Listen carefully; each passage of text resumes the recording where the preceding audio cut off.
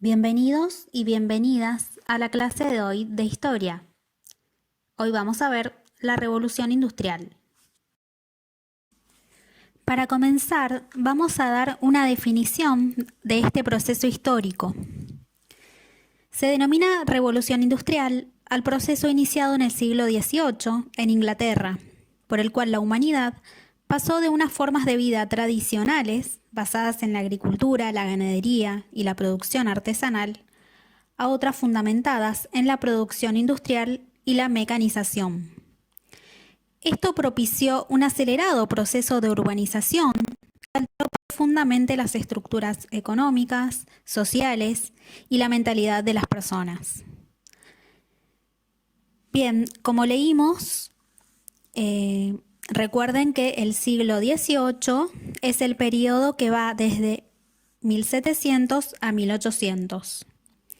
Entonces, en síntesis, lo que sería la revolución industrial es un proceso que generó cambios en las formas de producir en ese momento.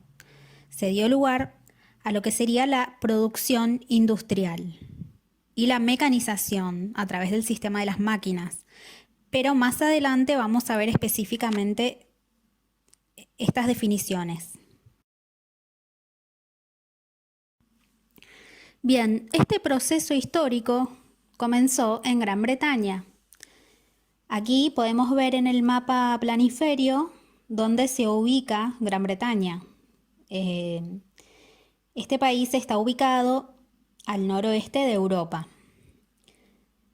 Cuando hablamos de Gran Bretaña, también hablamos de Inglaterra. Es lo mismo, solamente que se lo puede encontrar con estos dos términos, a este país. Bien. Vamos a ver por qué comenzó en Gran Bretaña este proceso y luego se extendió a otras regiones. Bueno, principalmente porque en ese lugar y en ese momento estaban dadas todas las condiciones para que ocurra esta revolución industrial.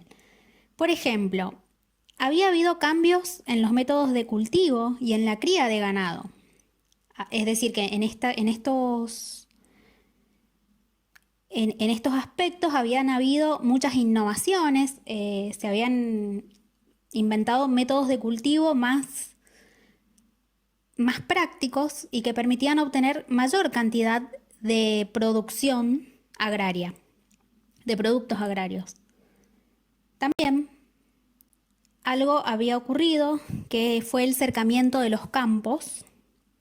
¿Esto qué significa? Anteriormente, en la zona del campo, que es donde vivía la mayoría de la población, había muchas zonas que eran lo que se denomina de propiedad comunal. Eran libres y cualquier campesino podía ir a esas tierras y obtener los recursos que había en esos lugares. Principalmente estos lugares eran los bosques. Bueno, ¿qué ocurrió? Hubo un cambio. Lo que se hizo fue que se comenzaron a acercar estos campos, es decir, que se cerraron y quedaron en manos de un dueño. ¿Qué significó esto? Una concentración de la propiedad rural, es decir, que todas las tierras que eran del campo empezaron a tener dueños, que no era la mayoría de la población. ¿Qué ocurrió con muchos de los campesinos? Estos campesinos que vivían de esos campos, que podían acceder libremente, quedaron sin un lugar de donde obtener los recursos para la subsistencia y por lo tanto tuvieron que ir hacia las ciudades en búsqueda de trabajo. Entonces, la concentración de la propiedad rural significó más eficacia en la producción, porque fue todo como más ordenado. Entonces, esa mayor eficacia en la producción generó un aumento de la productividad y de los bienes producidos en esas tierras. Por otro lado, el hecho de que muchos de estos campesinos sin tierra tuvieran que ir hacia las ciudades en búsqueda de trabajo significó mayor cantidad de mano de obra. La mano de obra serían los trabajadores que trabajan en las ciudades, en este caso. Mayor disponibilidad en las ciudades. Otro de los de las condiciones eran las condiciones geográficas de las islas de Gran Bretaña. Bueno, geográficamente Gran Bretaña tenía muchos recursos valiosos en ese momento, como por ejemplo el hierro y el carbón, que eran fuentes de energía fundamentales para la industria. Y también es una zona que tiene muchos ríos aptos para la navegación, lo que permitió el intercambio y el comercio entre distintas regiones de manera mucho más eficiente. Otro de los aspectos que permitió que esta revolución comience en Gran Bretaña fue el surgimiento del capital mercantil. En ese momento, muchos de los comerciantes habían podido tener lo que se denomina una acumulación de dinero que a través del comercio, es decir, que se habían enriquecido estos comerciantes, que forman parte de una clase, de un grupo social que se denomina la burguesía. Entonces, ese dinero que ellos obtuvieron, ese excedente de dinero, luego lo reinvertían en el sistema productivo, en las fábricas, ya vamos a ver más adelante. También fue importante el papel del gobierno, en este momento que el gobierno, dejó vía libre a los comerciantes para que pudieran comerciar entre las distintas regiones y con otros países también, por ejemplo, eliminando impuestos al comercio. Y por último, y muy importante también, son las innovaciones técnicas que ocurrieron en este momento que se aplicaron a la producción. Más adelante lo vamos a ver. Bien, ahora vamos a ver cuáles fueron las principales innovaciones técnicas que introdujeron cambios en las formas de producción. Una de las industrias que se había desarrollado de manera muy importante fue la industria textil, del algodón específicamente, que se encargaba de realizar hilados que eran hilos que se obtenían de una materia prima, como en este caso, por ejemplo, el algodón, y también del tejido de esos hilos. Hubo innovaciones como, por ejemplo, la lanzadera volante, que permitió disminuir el tiempo del tejido, y también se creó el telar mecánico. El telar mecánico fue muy importante porque permitió realizar el proceso de hilado junto con el proceso de tejido en una misma máquina.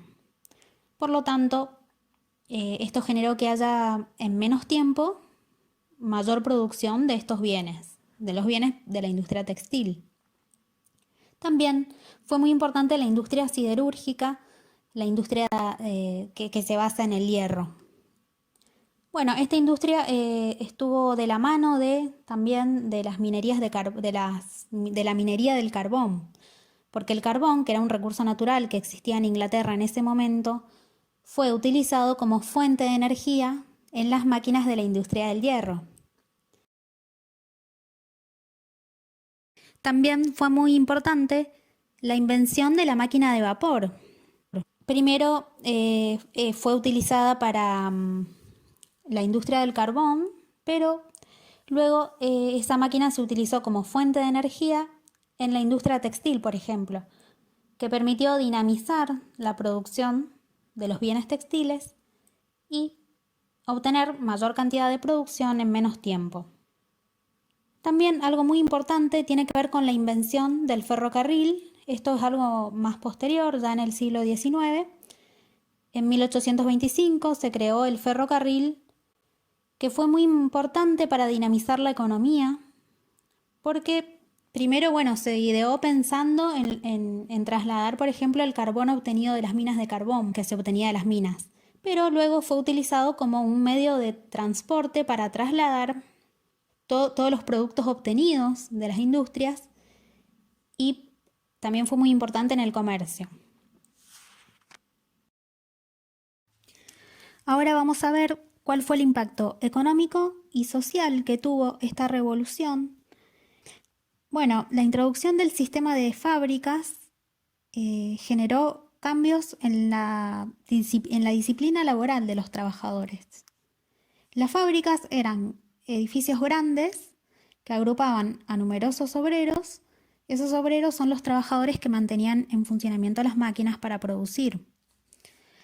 Las condiciones de vida en esta época y en este momento eran muy duras para los obreros y para sus familias. Por ejemplo, no existían los derechos laborales y también trabajaban muchas veces familias enteras dentro de las minas, en las fábricas de la industria siderúrgica, en las fábricas de la industria textil.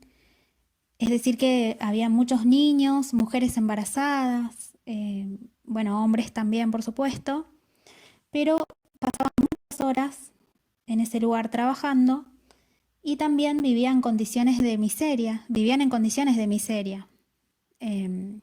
y hacinamiento en las ciudades. Algo fundamental, digamos, también para entender esto, es que estas condiciones tan duras para los trabajadores significaron mayores niveles de rendimiento de las empresas. Las empresas pudieron obtener mayor ganancia.